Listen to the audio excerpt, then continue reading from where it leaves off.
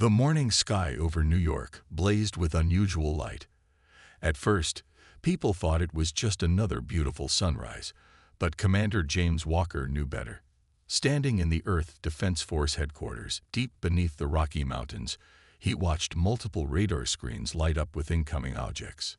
"Sir, we're detecting 27 large vessels entering Earth's atmosphere," reported Officer Tom Reed, his fingers flying over the control panel. "They're not responding to any of our attempts to communicate." Walker's jaw tightened as he studied the readings. These weren't meteors or space debris. They were ships, massive ones, and they were positioning themselves above Earth's major cities. Before he could issue any orders, the first attacks began. Bright beams of energy sliced through the morning sky, targeting buildings in every major city worldwide. The aliens weren't attacking military bases or government facilities. They were deliberately striking civilian areas. Hospitals, schools, and residential districts erupted in flames. "Get me the president," Walker shouted, his voice steady despite the chaos unfolding on the screens before him. "And someone patch me through to the UN Security Council." In the next hour, the death toll climbed rapidly. London's financial district was reduced to rubble. Tokyo's crowded streets became war zones. Mumbai's millions ran for shelter that didn't exist. The aliens showed no mercy, no interest in communication, and no sign of stopping. Inside the UN's emergency bunker, world leaders gathered virtually to face this unprecedented crisis. The Secretary General's face was ashen as she addressed the emergency session. "Ladies and gentlemen, we are under attack by an extraterrestrial force. Our military responses have proven ineffective against their shields. They have now issued their first and only communication." A new hologram appeared in the center of the command center. A tall, gray-skinned being with multiple eyes spoke in perfect English. "People of Earth, we are the Vex Imperium. Your planet has been selected for integration into our empire as a protectorate state. Your technological development has reached a point where you pose a potential future threat to galactic stability. Surrender now, and we will ensure your species survives under our guidance. Resist, and we will be forced to take more aggressive action." Commander Walker stood at his station, watching the death counts rise on his screen. New York, 50,000 dead. London, 35,000 dead. Beijing, 78,000 dead. The numbers kept climbing. "They're lying," Walker said, drawing everyone's attention. "This isn't about protecting galactic stability. Look at their attack pattern." He pulled up a tactical display. "They're deliberately targeting civilians to cause maximum terror. They want us broken and afraid. This isn't an integration. It's an conquest." The President of the United States, speaking from a secure location, addressed the Council. "We cannot and will not surrender to these terrorists, regardless of their technological superiority. Humanity does not bow to threats." Walker noticed something strange in the attack patterns. The aliens were powerful, yes, but they were also predictable. They followed strict formations, used the same attack vectors repeatedly, and seemed to expect no significant resistance. It was almost as if they were following a standard invasion protocol, one they had used successfully many times before. "They think we're helpless," Walker muttered, a plan forming in his mind. "They think we're just another primitive species to add to their collection." He turned to his communications officer. "Get me General Thompson. It's time to show them how wrong they are." As the day drew to a close, Earth had suffered devastating losses. Millions were dead or injured, great cities lay in ruins, and the Vex ships still hung in the sky like waiting vultures. But in secure facilities around the world, hidden preparations were already underway. The aliens had made a crucial mistake. They had assumed that humanity would react like all the other species they had conquered, with fear, panic, and submission. They didn't understand that humans were different. They didn't know about Project Phoenix, or the reversed engineered technologies, or the defensive systems that had been waiting for this very day. As Commander Walker issued his first set of secret orders, he allowed himself a grim smile. The Vex thought they had started a simple conquest. Instead, they had just awakened a sleeping giant. Humanity's retaliation would shock not just the Vex, but the entire galactic community. The real war was about to begin. Deep beneath the Swiss Alps, in a facility unknown to most of humanity, Dr. Anna Miller stood before a massive quantum shield generator. For 30 years, Earth's best scientists had worked to unlock the secrets of the alien ship that had crashed in the Arctic. Now, their work would finally be put to the test. "Begin power-up sequence," she ordered, her voice echoing through the vast underground chamber. Banks of computers hummed to life, their screens displaying streams of data as the massive machine began to warm up. Commander Walker's voice crackled through the facility's communication system. "Dr. Miller, the Vex are beginning their second wave of attacks. We need those shields now." "Understood, Commander." She turned to her team. "Start the global activation sequence. Wake up all sleeping sites." Around the world, hidden facilities began powering up. In the Amazon rainforest, beneath the Australian outback, under the Sahara Desert, and deep in the Mariana Trench, humanity's secret defensive network stirred to life. Project Phoenix, decades in the making, was finally spreading its wings. At Earth Defense Force headquarters, Commander Walker watched as new icons appeared on his tactical display. "General Thompson, sir. Project Phoenix is going live." The old general nodded grimly. "About time. Show these aliens why you don't pick a fight with humans." He pressed a button on his command console. "All units, execute Operation Counterpoint." I repeat, Operation Counterpoint is now active. High above Earth, the Vex ships prepared to deliver their second devastating attack. Their sensors detected no significant defensive capabilities, no advanced weapon systems, nothing that could pose a threat to their superior technology. They had conquered dozens of worlds this way, and Earth would be no different. They were wrong.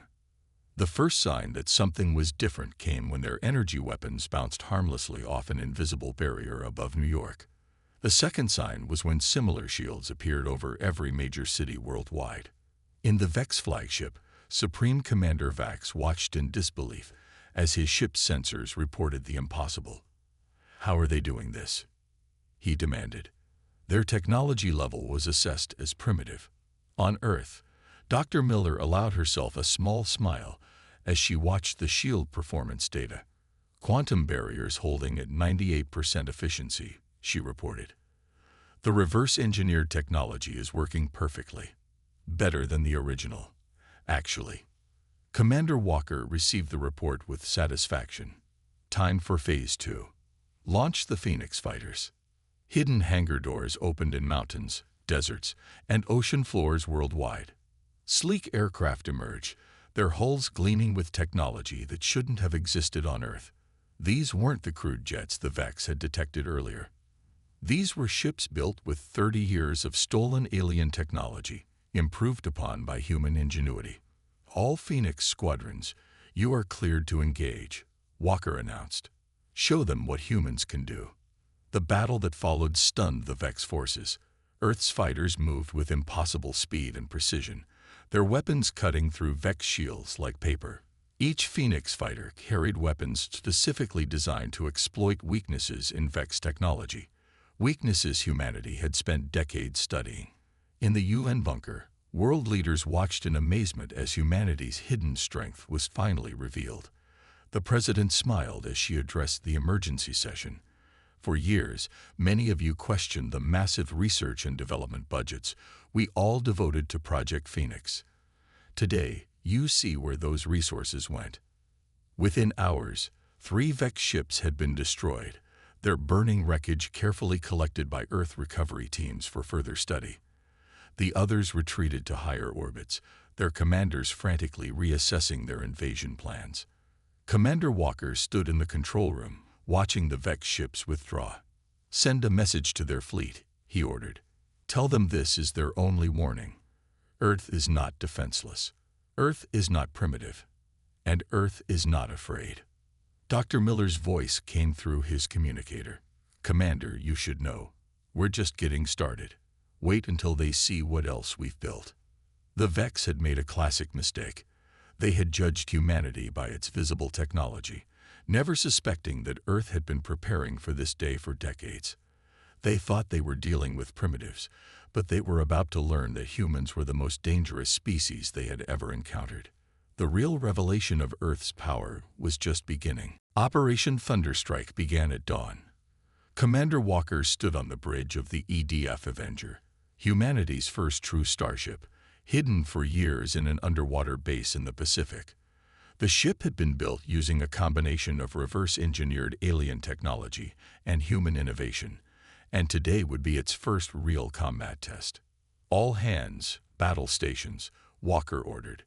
"Launch in 5 minutes." The massive underwater doors opened, and the Avenger rose from the depths like a leviathan. Its sleek black hull absorbed radar and light, making it nearly invisible to conventional detection methods. As it broke the surface, water cascaded off its quantum shields in sheets of silver. "Status report," Walker demanded. "All systems green," Officer Reed replied from his station. "Strike teams Alpha through Delta are ready. Dr. Miller's new weapons are online and charge." In orbit, the Vex fleet had regrouped after their initial setback. Supreme Commander Vax had called in reinforcements. 15 more warships had arrived, bringing their total force to 37 ships. They were preparing for a massive assault that would overwhelm Earth's surprising defenses through sheer numbers. They never got the chance. The Avenger burst from the ocean at impossible speed, its advanced engines leaving a trail of blue fire across the sky. Before the Vex could react, it had already destroyed 2 of their support ships with precisely targeted quantum torpedoes. "Impossible," Vax shouted as alarms blared across his flagship. "They're weapons. They're using our own technology against us." But it was worse than that. The humans hadn't just copied Vex technology. They had improved it. The quantum torpedoes phased through Vex shields as if they weren't there, a feat that should have been impossible according to Vex military science. Walker's voice boomed across all frequencies. "Attention, Vex fleet.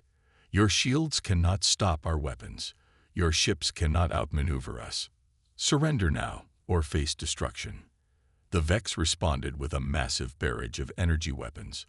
The Avenger's quantum shields flared bright blue, but held firm. Dr. Miller's voice came through the command channel. "Shield efficiency at 95%, Commander. The improvements we made to their design are working perfectly." "Launch strike teams," Walker ordered. "Execute Operation Thunderstrike, Phase 2. Smaller craft poured from the Avenger's launch bays. Each one carried a team of Earth's best soldiers, equipped with powered armor that made them more than a match for Vex warriors. The strike teams targeted the largest Vex ships, including Vax's flagship. Walker led the assault on the flagship personally. His team cut through the hull using plasma torches, their suits protecting them from the vacuum of space. Inside, they encountered Vex warriors for the first time in close combat. The aliens were tall and strong, but they were used to fighting enemies who copied their tactics. Humans fought differently. They adapted, improvised, used the environment in ways the Vex had never seen.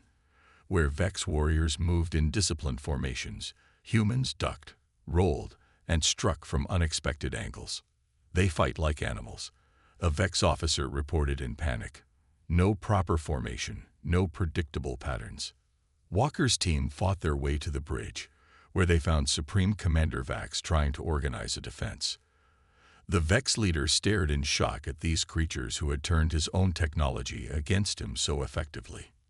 "You had your chance to leave peacefully," Walker said, his weapon trained on Vax. "Surrender your fleet now." Across the battlefield, more Vex ships were falling to Earth's advanced weapons. The mighty alien fleet, which had conquered countless worlds, was being systematically taken apart by a species they had dismissed as primitive just days ago. Vax looked at his tactical display, watching his fleet crumble. "How?" he asked. "How did you advance so quickly?" Walker's response was cold. You're not the first aliens to visit Earth, just the first to attack us openly. We've been learning from your kind for decades, preparing for this day. Now, your surrender, or would you like to see what else we've built? The battle was not over, but its outcome was no longer in doubt. Humanity had revealed its true strength, and the galaxy would never be the same. The Great Hall of the Galactic Council erupted in chaos. Representatives from 1,000 worlds shouted and argued as footage of Earth's victory over the Vex fleet played on the massive screens overhead. No species had ever defeated a Vex invasion force, let alone done it in just 3 days. High Counselor Rem, the eldest member of the council, banged his ceremonial staff against the floor. Order. We will have order. The chamber gradually fell silent. In the center of the hall, a hologram showed the captured Vex flagship, now under human control. Supreme Commander Vax stood in chains, forced to explain his failure to the council. The humans. Vax's voice trembled. They had technology they shouldn't have had. They knew our weaknesses. They fought like nothing we've ever encountered. And why did you attack them in the first place? High Counselor Rem demanded. Earth was listed as a protected developing world. No invasion was authorized. Before Vax could answer, the chamber doors swung open. A human walked in, wearing a simple black suit. The council members muttered in surprise. No one had expected Earth to have a representative ready to address the council. My name is Robert Mason, the human announced, his voice carrying across the silent chamber. I am Earth's ambassador to the Galactic Council, and I bring evidence of crimes that go far beyond this unauthorized attack on my world. Mason activated a holographic projector. Images filled the air around him, dozens of worlds, all attacked by the Vex in similar patterns. The Vex have been violating council law for centuries. They attack developing worlds, force them into protectorate status, and steal their resources. Earth was just the latest target, and the first to fight back successfully. The council chamber erupted again. Representatives from smaller worlds stood up, shouting confirmation of Mason's claims. Many had suffered under Vex protection, but had been too afraid to speak out. High Counselor Rem studied the evidence with growing anger. These attacks were all unauthorized. The Vex have violated our most sacred laws.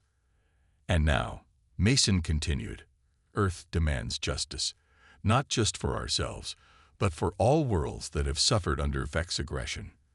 We have transmitted the specifications of our quantum shield technology to every world the Vex have threatened. No more worlds will fall prey to their protection. In the Council's private chamber, the eldest members met in emergency session. This changes everything, one member said. The humans not only defeated the Vex, they're actively helping other worlds defend themselves. They're dangerous, another countered. Look how quickly they adapted our technology. They could become a greater threat than the Vex. High Counselor Rem shook his head. No, I've studied their transmissions. They could have destroyed the entire Vex fleet, but they stopped at disable and capture. They're seeking justice, not revenge. Back in the main chamber, Ambassador Mason was still speaking. Earth proposes a new addition to the Galactic Charter. No species may force another into submission.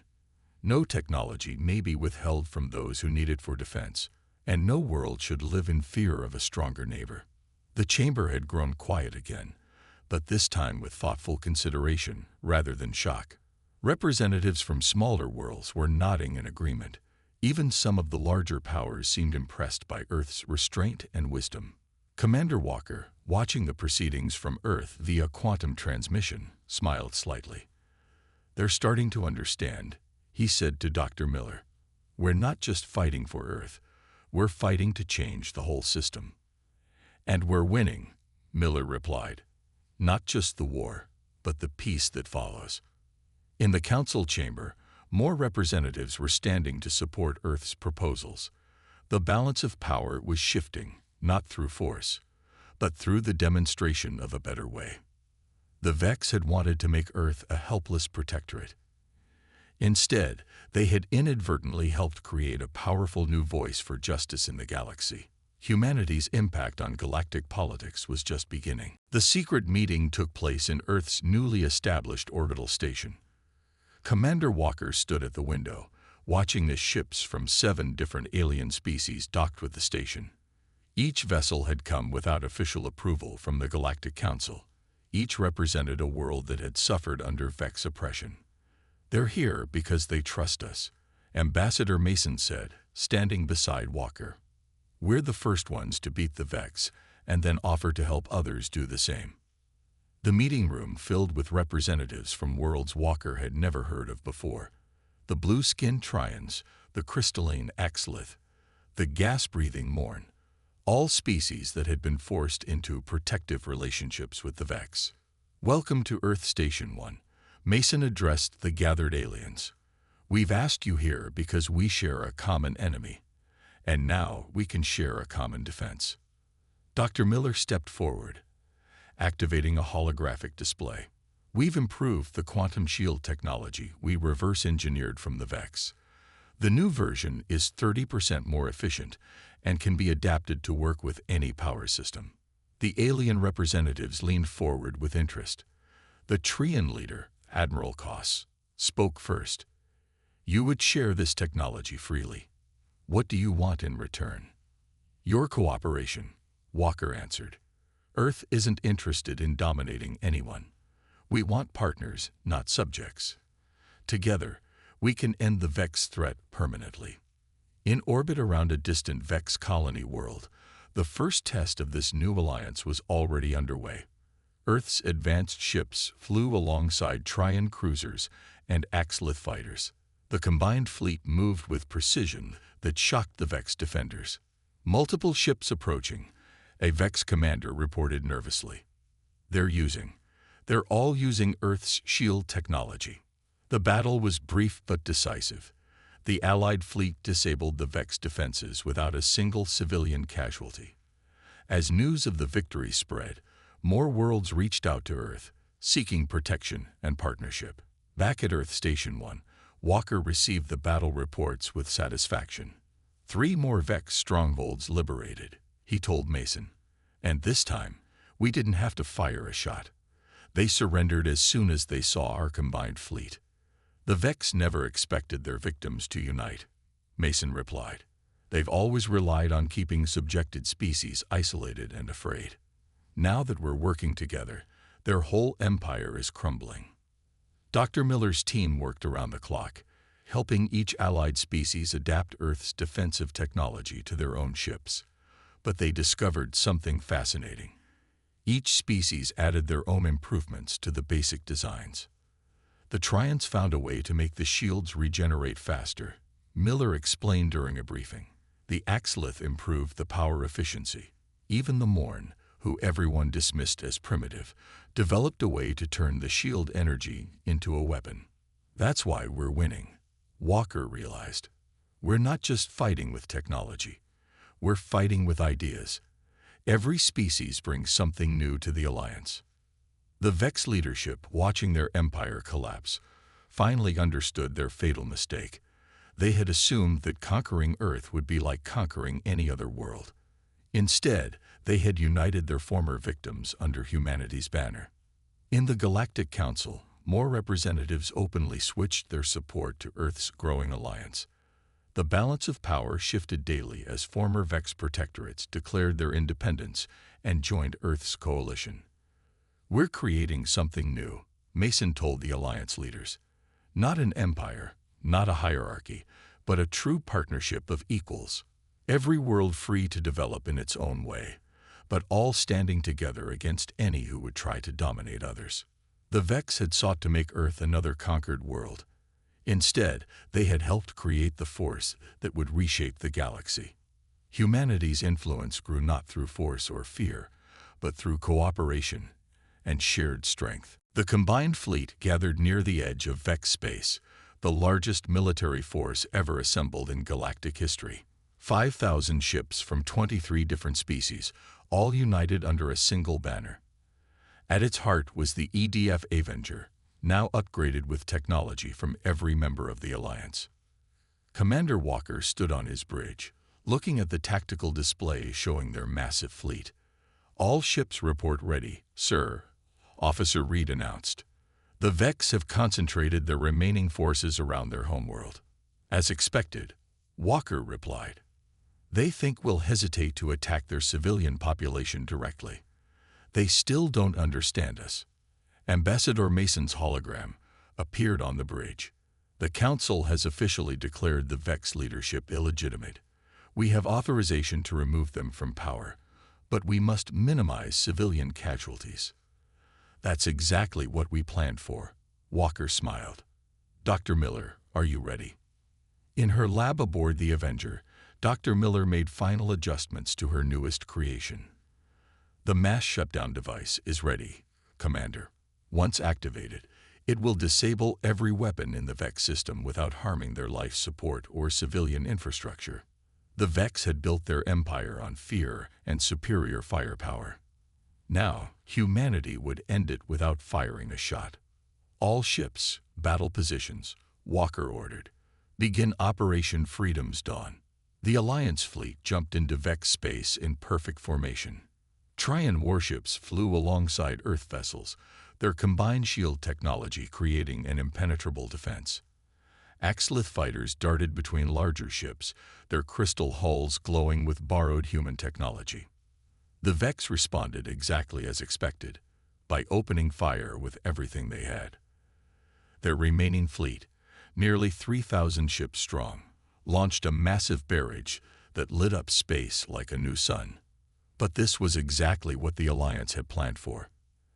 "Activate the shield web," Walker commanded. Across the fleet, ships linked their shield systems in a pattern designed by the Morn engineers. The Vex weapons fire splashed harmlessly against it, creating a spectacular light show, but doing no damage. "They'd spent their first volley," Walker noted. "Dr. Miller, now." Miller activated her device. A wave of quantum energy spread out from the Avenger, passing through shields and hulls as if they weren't there. Across the Vex fleet, weapon systems suddenly went dark. Defense grids failed. Military computers shut down. In less than 5 minutes, the mighty Vex war machine had been reduced to floating metal. "All ships, advance," Walker ordered. "Remember, no shots fired unless absolutely necessary. This is a peacekeeping mission, not a revenge attack." The Alliance fleet moved forward, surrounding the helpless Vex ships. Boarding parties from all 23 species transported onto the Vex vessels. They met no resistance. The Vex military, seeing their weapons useless and their defense systems down, surrendered almost immediately. On the Vex homeworld, the civilian government quickly distanced itself from its military leadership. They broadcast their surrender across all frequencies, begging for mercy from the Alliance they had once dismissed as primitive. "Attention Vex civilians," Walker's voice boomed across their communications networks. "We are not here for revenge. Your military leadership will face justice for their crimes, but your people will not be harmed. Earth and its allies believe in justice, not vengeance." Ambassador Mason, watching from the Galactic Council chamber, nodded in satisfaction. "This is why Earth leads the Alliance," he told the assembled representatives. "We have the power to destroy, but we choose to protect instead." Within hours, the last Vex military strongholds had surrendered. Their empire, built over centuries of conquest and oppression, had fallen to a coalition led by a species they had tried to conquer just months ago.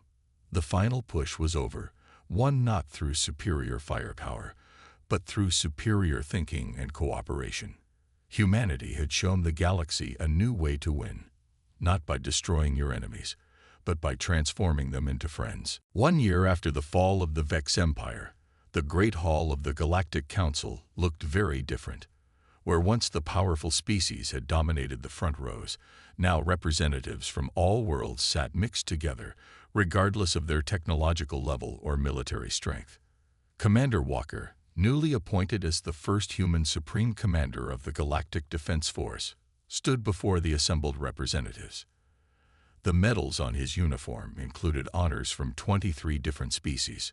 The last Vex military leaders have been tried and sentenced, he announced. Their victims have received compensation, and their technology has been shared with all peaceful worlds. The age of empire is over. Ambassador Mason, now serving as Earth's permanent representative to the Council, stood to address the chamber. Today, we ratify the new Galactic Charter of Rights. Its first article, proposed by Earth, states, "No species may dominate another. All worlds have the right to develop at their own pace, free from external control." The chamber erupted in applause. Dr. Miller, watching from her new position as head of the Galactic Science Council, smiled. The quantum shield technology that had helped win the war was now being used to protect developing worlds from natural disasters and space debris. "The vote is unanimous," High Counselor Rem announced. "The new charter is now the supreme law of known space." In orbit above Earth, the massive space station Unity served as headquarters for the new Galactic Defense Force.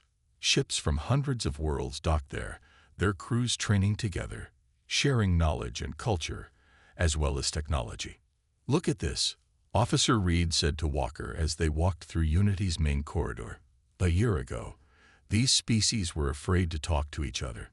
Now they're working together, learning from each other. The Vex tried to keep everyone separated and afraid. We showed them a better way." The changes weren't just political. Trade between worlds had exploded as species shared their unique technologies and resources freely. The Trion's medical knowledge, combined with Earth's computer systems and Axlith crystal technology, had produced cures for diseases that had plagued the galaxy for centuries. "We've received another application for Alliance membership," Mason told Walker during a briefing. "That makes 35 species now. They're not joining out of fear like they did with the Vex. They're joining because they want to be part of something better." Even the Vex were changing. Under their new civilian government, they had begun to transform their empire into a network of trade and cultural exchange. Their technology, once used to oppress, now helped transport food and medicine to worlds in need. "The irony," Walker said to Miller as they watched a Vex humanitarian ship dock at Unity, "is that they were right about one thing. Earth did change the galaxy, just not in the way they expected." "That's because they never understood humans," Miller replied. "They thought power came from weapons and control. We showed them it comes from cooperation and trust." In the council chamber, Mason presented the final report on the transformation of the former Vex territories. Every world that was once under Vex control has now chosen its own path. Some have joined our alliance, others have chosen independence. But all of them are free. Walker stood at Unity's observation deck, watching ships come and go. Earth vessels flew alongside alien craft of all shapes and sizes. Teams of mixed species worked on the station's exterior, improving its systems with technologies from a dozen worlds. "Commander," Reed called from behind him. "The first class of mixed species defense forces is ready for graduation. Would you like to address them?" Walker smiled. This was what victory really looked like. Not conquered enemies, but new allies. Not an empire, but a community. Humanity had shown the galaxy not just how to fight, but how to live together in peace. "The galaxy feared us when we defeated the Vex," he said. "But they learned to respect us when we helped them build something better from the ashes of empire." The story of Earth's fierce retaliation had become legend across the galaxy, but it wasn't remembered for its destruction. It was remembered as the moment when the galaxy learned a better way forward, guided by humanity's example.